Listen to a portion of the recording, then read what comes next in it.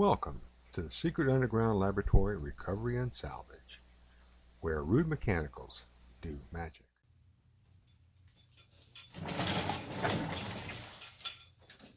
Hello, I'm Bronze Age, Director of the Secret Underground Laboratory Recovery and Salvage, and today we have a real train wreck on the bench. When I first saw this thing, I thought the Slinky toy company had decided to make a chandelier. What it actually is a replica of a 18th or 19th century chandelier.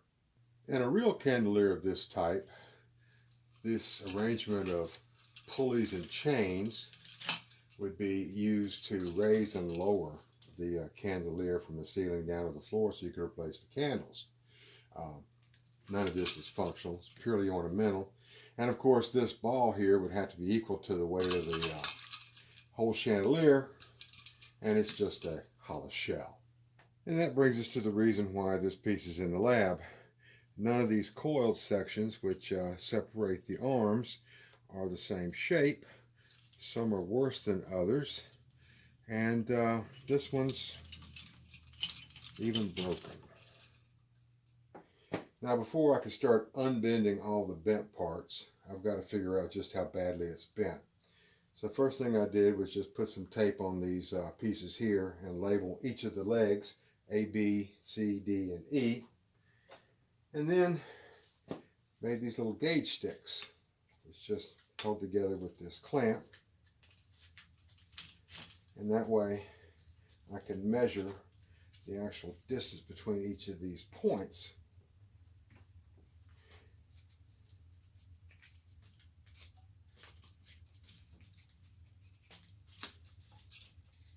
Now this shape is supposed to be a pentagon, a five-sided figure with 5 equal sides and 5 equal internal angles. This is not a pentagon. This is a pentagon, and that's the shape that I've got to get these pieces here to look like before I'm done. In another life, I worked on cars. Then I made the mistake of going into management. That included some time in the body shop as body shop foreman. Now if you go into a modern body shop that specializes in collision repair, you're going to see a big giant rack called the frame machine. And basically what it does is it imitates the jig used at the factory to hold all the pieces of the frame and the body in the proper position so they can all be welded together. The wrecked car is put on the frame machine and clamped down nice and tight.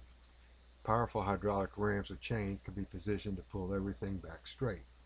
Then the damaged parts are cut off and new pieces are installed. Everything fits back together like it did when the car was new. Now what I need is a frame machine made for a chandelier. And I've taken this piece of 2x12 and I've made some clamps, which will go in here like this.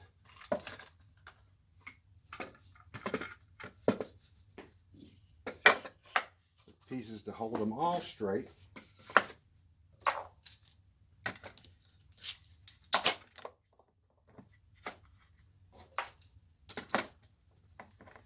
And if this works, then I'll be able to reproduce my pentagon with a good amount of precision.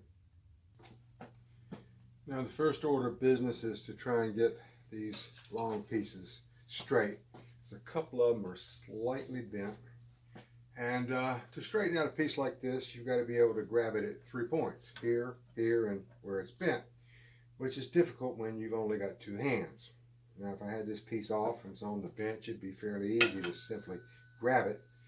But I've made this tool with some scrap oak, and I hope that that will allow me just to simply bend it back, which I think that's going to be close enough for government work. Now I know my angle here is 108 degrees because that's the internal angle of a pentagon. Now as for the length of the side, I've got one piece here which is relatively unbent, and I'm going to use that as my standard measurement and walk around this thing, getting each of these coils back curved around as they're supposed to be, and with this distance in between the 2 points here.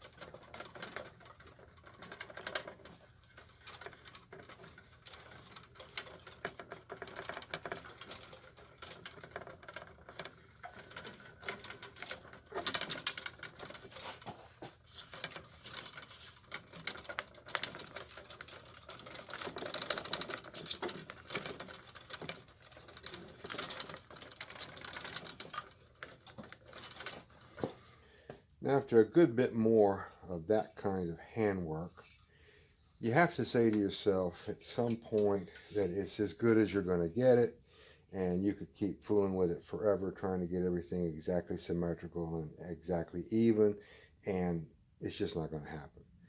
One of the problems is that if you try to stretch this piece here, you've got to squeeze this piece here and all the way around. And that brings me to the last problem we've got, which is the broken piece. Now I have to braze or solder this piece back in position.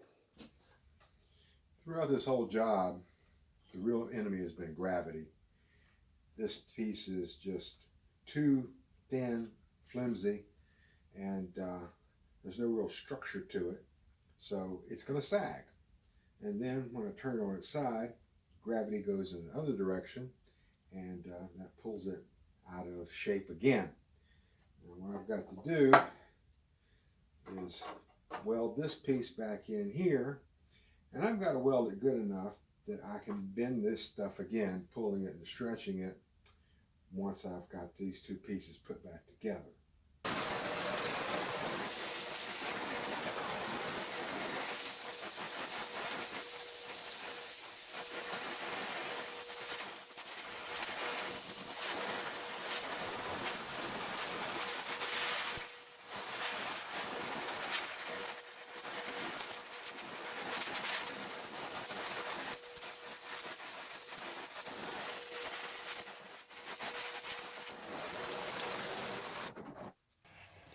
This is the eventual result after some grinding and filing and sanding.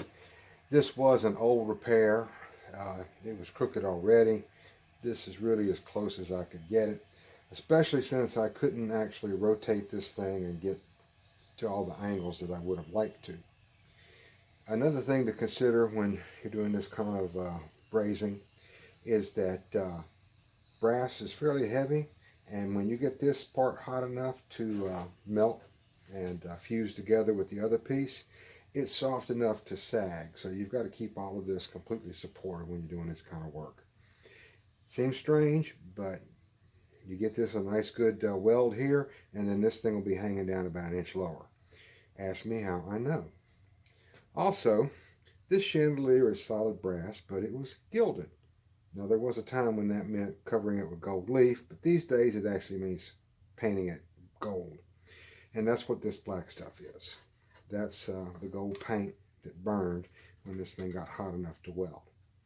That's a cosmetic problem, not a big deal. That'll all be taken care of later in this job.